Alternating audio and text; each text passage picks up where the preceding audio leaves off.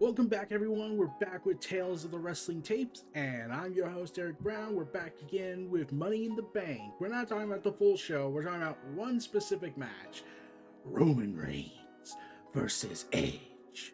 The long awaited match that we were supposed to get at WrestleMania, but then WWE wanted to give Daniel Bryan his opportunity to have a WrestleMania main event because I don't know, honestly. I'm still trying to figure that out, but it was still a great match on that.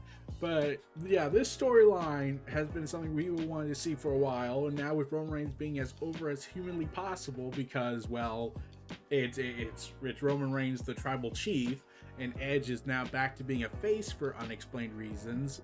Because that's the thing I did have a negative Nancy with, because I was like, Edge comes back, he's sadistic, crazy, then he acts all like a face, and I'm thinking, wait, why is he a face all of a sudden? Because he was a heel, and now he's back to being a face after he almost tried to kill Bryan and Roman and successfully concertoed Bryan out of existence. So until Roman finished the job, and Roman then goes ahead and makes a promo cutting saying that I'm gonna smash you, I'm gonna stack you, which he fulfilled at WrestleMania, which was a nice detail they did, where he stacked both Edge and Bryan on top of him and he pinned them both in definitive fashion.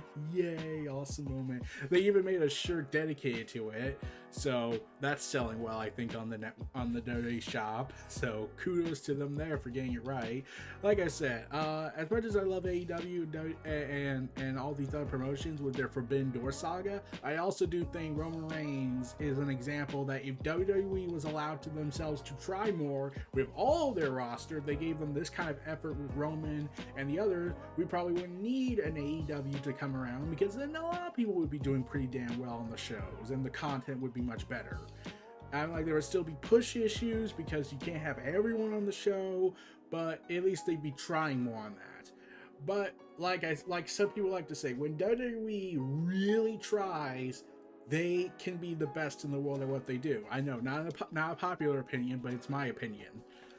So this is an example of when WWE allows himself to be the best at what they do, but they only do it for Roman because WWE has a blatant favoritism issue. Even when they try to erase him from history, because how dare he walk out on them because of the pandemic.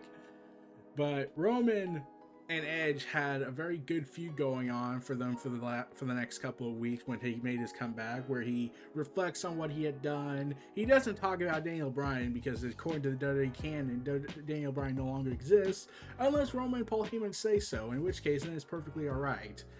So yeah. And Roman and Edge go ahead and cut back and forth promos. They're pretty spicy, and Roman admits that he had some delusion of fear in his eyes when it looked like his title was about to slip away. Like, it's a triple threat match, that's a guaranteed issue to be concerned about. And Edge looked like he was going to win it that one time, but instead of submitting, he instead smashed them and stacked them, securing his place at the top of the food chain. Oh yeah! So Roman Reigns succeeds on that front, and subsequently designs more plans to go ahead and become more and more of a champion on that front. But then Edge goes ahead and vows to break Roman, break the family, because during the whole thing, Jimmy Uso has been now taking the place of Jey Uso for a while as Roman's servant. And there was a controversy that broke out with Jimmy Uso because he got DUI'd for the 4th time and WWE was not taking any punishment requirements. I mean, okay, reports were coming out that WWE was just gonna put it under the table, not gonna bring it up. We can't bring up Jimmy Uso's scandal because that will affect Jey and that will affect Roman, and we need to have that story. And I'm that guy thinking, like, I think you could have it all. You can make it work without Jimmy, because you made it work before. Why can't you make it work now? Because in my humble opinion, I feel like Jey is in a position now where he could become IC champion. I really think that he could challenge Apollo Crews, become IC champion at SummerSlam, and have the title around him.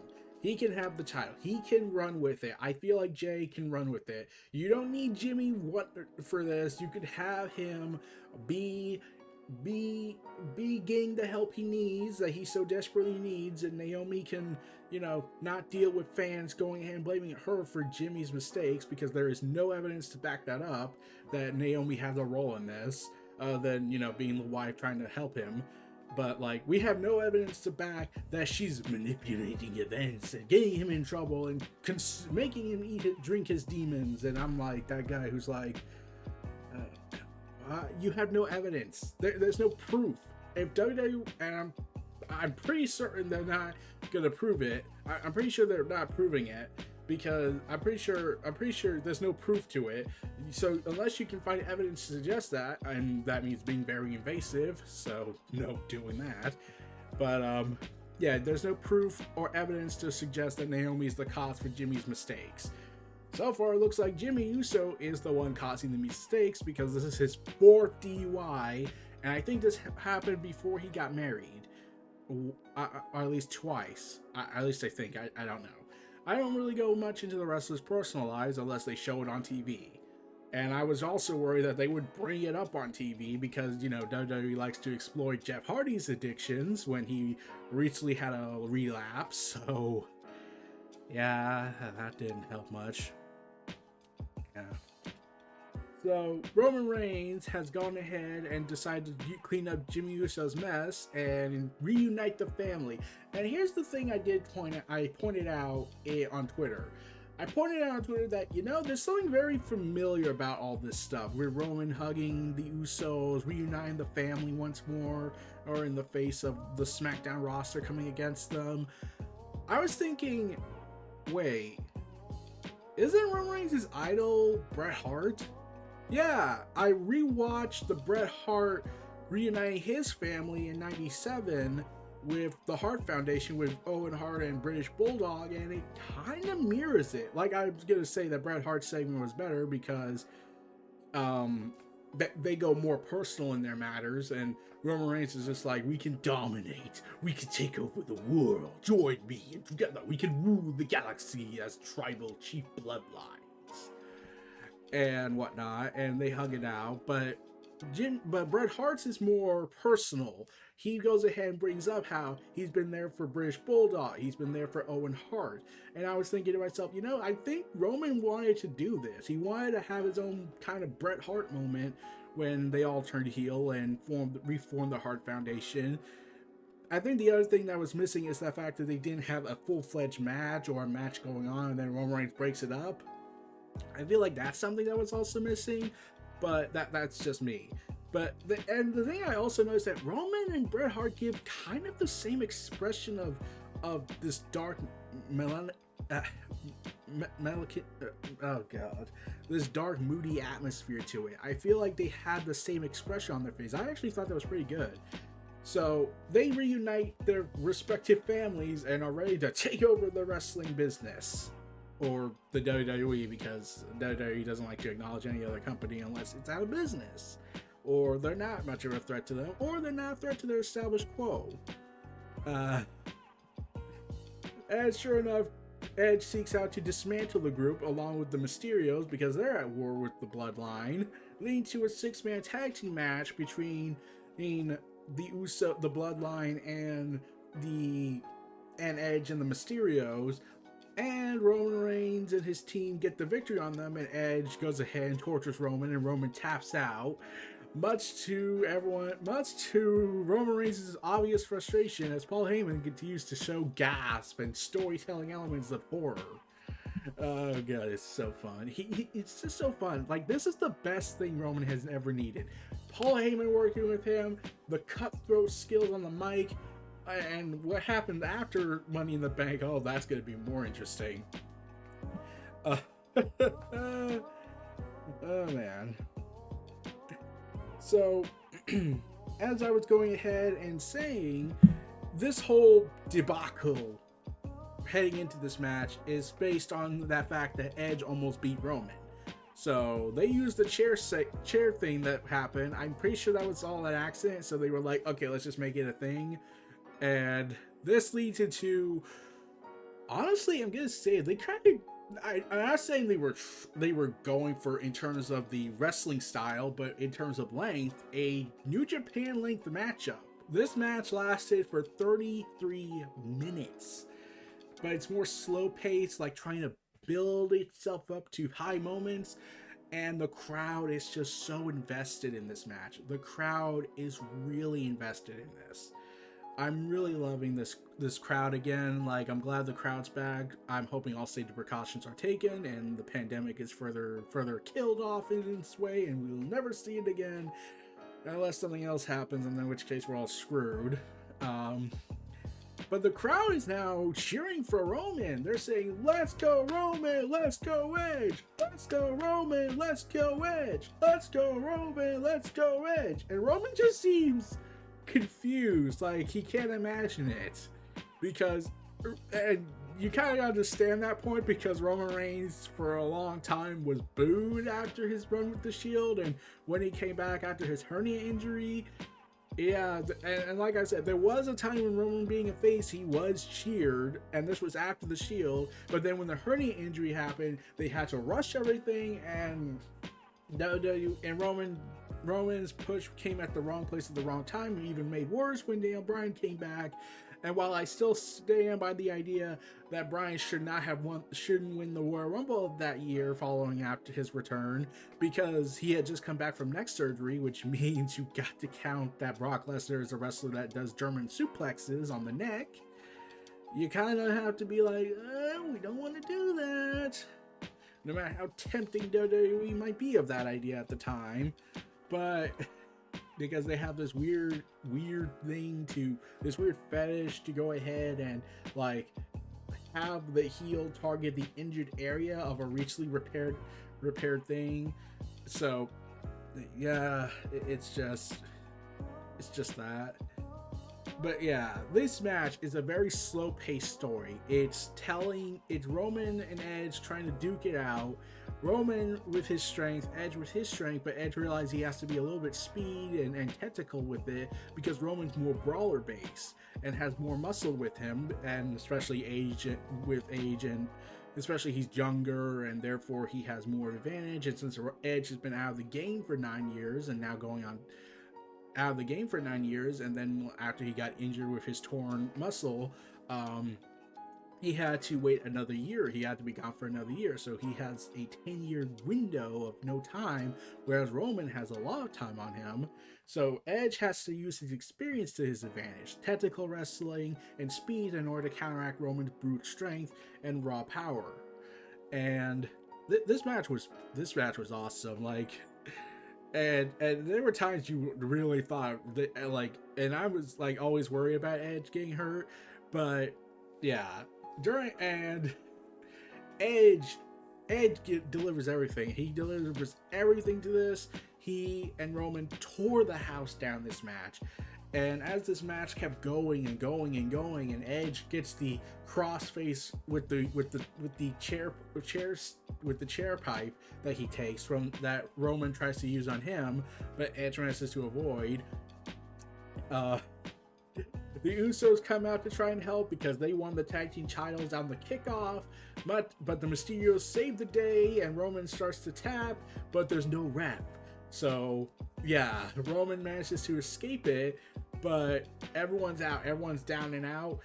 The ref gets knocked down, and Roman's taking this opportunity to risk disqualification, but beat the holy hell out of him. Because, and we got spear galore on this, because, oh god, that was insane. It's just freaking awesome matchup here. And and Daniel Bryan was right. They didn't need him. Roman and Edge didn't need Bryan. Yeah. So, I'm surprised they didn't try to do a concerto moment on this like they did at WrestleMania and what they did with Roman versus Bryan. It's honestly amazing they didn't do that. So Roman and Edge tore the house down, and then when Edge is able, it looks like he's gonna win. looks like has a chance at winning by keeping Roman in submission, and he just needs to wait for a referee to come out and make the call. Seth Rollins, the dastardly bastard that he is, comes out and kicks Edge in the head. Much to my worry on that front, but still. And Seth Rollins departs, thinking he had his job done. Roman goes ahead, tries to finish him off. Edge spears him, and they go for covers on each other at one point, and there's no rev. And then a rev comes out when Edge spears Roman. We get a 1, 2, and no, it's too late. Roman had enough energy to kick out. But there was a little bit of a botch there. Roman kicked out early when Edge attempted the pinfall, and there was no ref, so yeah, that was awkward. Yeah. And the ref arriving a little bit later than typically expected, but yeah, that happened. And then Seth Rollins, realizing he still needs to inflict more damage because he lost Money in the Bank to Big E, which was an awesome match as well, comes back out to take out Edge, but Edge stops, does a big boot to him, but Roman spears him, and 1, 2, 3, Roman Reigns retains the Universal Championship. And Edge and Seth Rollins confronts Roman Reigns and says, I'm next in line. And before Seth Rollins and Roman could do anything or lead to some temporary alliance to take down Edge again, Edge tackles Seth and beats the hell out of him, and they brawl into the crowd. And then Roman Reigns gets on the microphone after Paul Heyman hands it to him, when he goes all,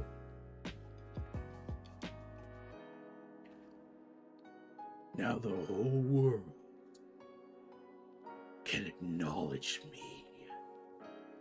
And before he says anything else or ends the show there, we get the do.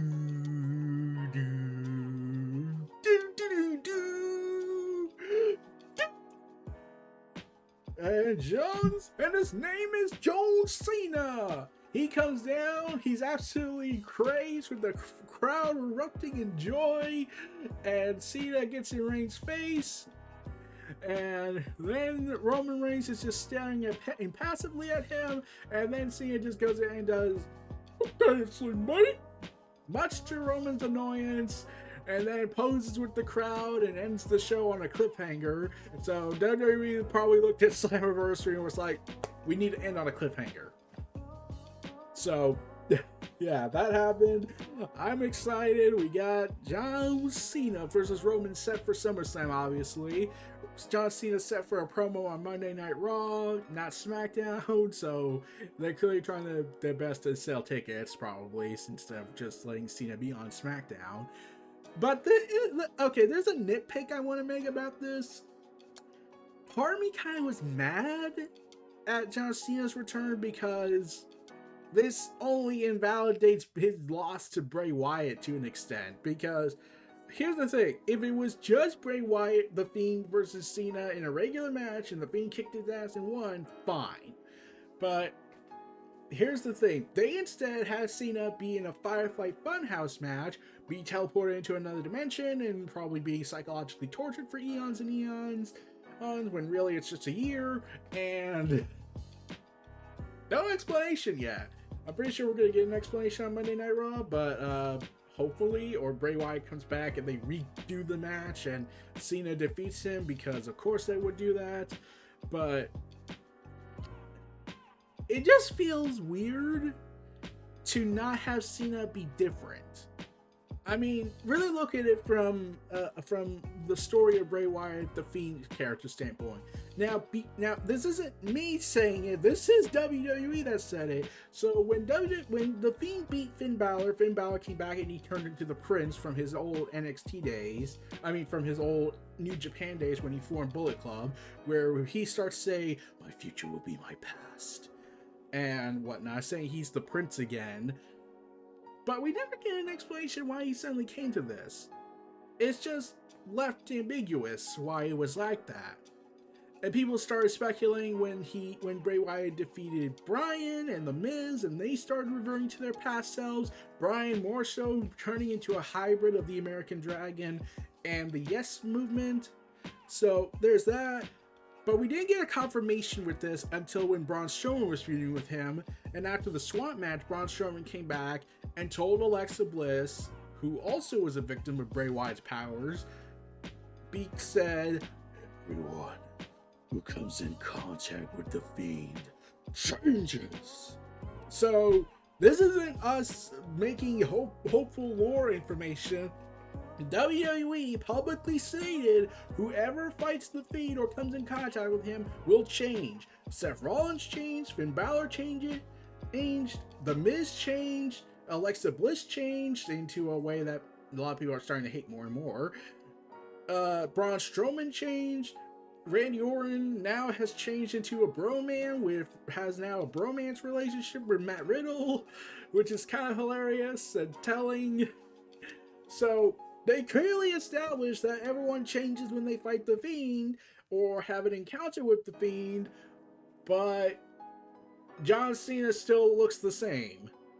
That's kind of an issue because this further shows that WWE, even when they said it, they still were like, how does this character work? Even when Bray Wyatt probably explained to them a billion freaking times and they still are not getting it. Like they're trying to do with Alexa Bliss, but like I'm like thinking it's like they watched what Bray Wyatt did, but didn't really get why Bray Wyatt did it. Alexa Bliss, like when they finally had a chance to do Alexa Bliss with the Fiend type persona right, they didn't. They had her go after Shayna instead of Nia because she has a history with Nia. She doesn't have a history with Shayna. So yeah, that's still confusing. So yeah, it kind of further makes Bray Wyatt's character look weaker on the side, which annoys me because this is like WWE further contributing to Bray Wyatt's problems with WWE, it seems. Like, even Vince Russo thinks that WWE intentionally makes it harder for Bray Wyatt to get over because he's better than the creative department. And by that, I mean Bray Wyatt's better than Vince McMahon and Kevin Dunn and John Laurinaitis. Nick Khan's probably still a threat, but still. So, yeah, that's just my nitpick on that, and my explanation of why I have such a nitpick with it. But to see John Cena versus Roman, now, they're going to knock it out of the park. I really believe that. They're going to knock it out of the park, they're going to kill it, and I can't wait for when they do their mic stuff, because that's going to be... Oh boy! There is something I've been hoping Roman says to Cena in reference to their first encounter on the contract signing moment, where Roman Reigns stuns the audience and by extension Cena, and then Roman says this when Cena hesitates to say something, saying this: "It's called a promo, old man, and if you want to be the 17-time champ, you're going to have to learn how to sell it to these people." Could you imagine if Roman says that? If Roman says that on live television and says it to Cena, the guy who's been at this for a long time, it's gonna stun people. It's gonna say, well, nope, he's dead. Cena's dead. We call it. Cena's been dead. He's killed. Like, there's no way he can recover from this after that, in terms of the segment, because Roman wins. Roman wins that. He not only references the incident from last time they had their contract signing moment, he goes ahead and shows that he has really improved in the last 4 years, and he also continues to show that he's a cutthroat madman. So, yeah, he wins there. That's just a dream scenario. I'm really hoping WWE, if they even watch my video podcast and whatnot, that they listen to this. But it's just a hopeful thing I'm hoping for. But yeah, we're gonna have to see where that goes down the line. But yeah. Oh man, that's just so fun. But yeah, those are my overall discussion on Tales of the Wrestling Tapes, talking about Edge versus Roman Reigns, along with all the other stuff that happened in the fallout that surrounds the epic saga of the Tribal Chief. Like, I'll say it, I feel like outside of WWE, the Forbidden Door saga is the best thing going, and in WWE, Roman Reigns' Tribal Chief epic is the best thing going. They're both the best things going in wrestling today, in my opinion. Disagree with me? Fine. But that's just my opinion, and I'm not going to stop with that. So, this was Tales of the Wrestling Tapes, hosted by Eric Brown. Feel free to check out my other content, and also be sure to donate to the brand and everything. I'll see you all next time for the next episode. We'll see you all next time. Take care, everyone. Have a good day, and stay safe.